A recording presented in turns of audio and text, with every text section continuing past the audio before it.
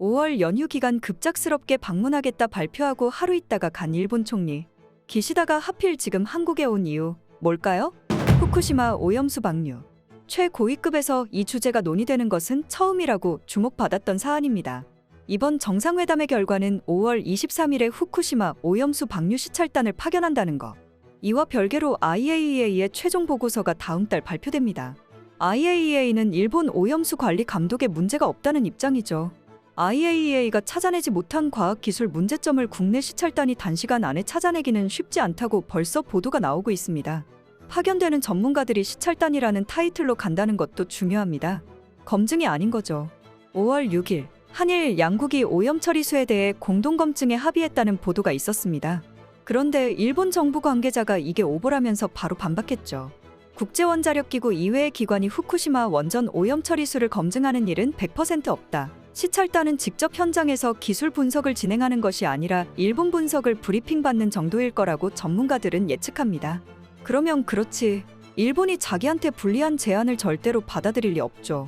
윤석열 정부가 시찰단을 보낸다는 건 결국 일본이 오염수를 방류하는데 명분 쌓기에 적극 나서는 것. 제일 가까운 한국이 괜찮다는데?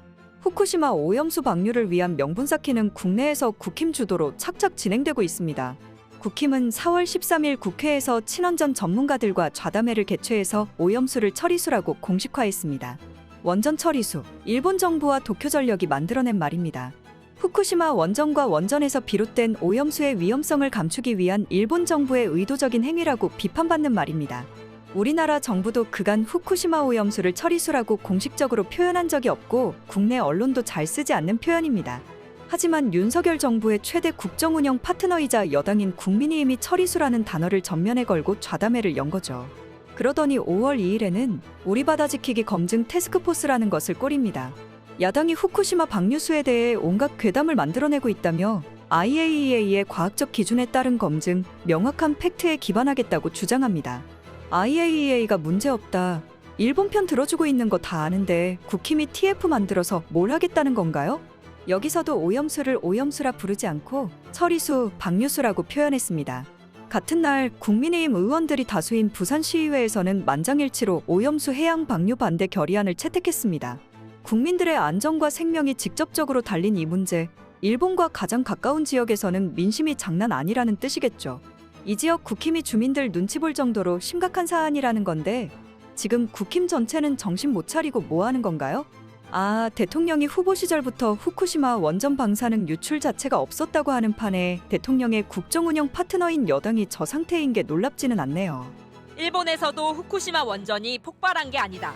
그러니까 방사능 유출은 기본적으로 안 됐다고 말했습니다. 폭발이 아니고 방사능 유출이 없었단 문제의 대목은 4시간 만에 삭제됐습니다. 6월 말 IAEA의 최종 보고서가 나오면 일본 정부는 7월부터 원전 오염수를 태평양에 버릴 겁니다. 기시다가 방한해서 알뜰히 챙겨간 것, 후쿠시마 오염수 방류 전 안전을 챙긴다는 이미지를 만들고 명분을 챙겨갔죠. 지금 셔틀 외교 복원이라면서 좋아할 때가 아니라고요. 윤석열 국정 운영의 부정적인 평가 1위가 외교입니다. 화난 국민들이 취임 1주년을 맞아 촛불을 듭니다.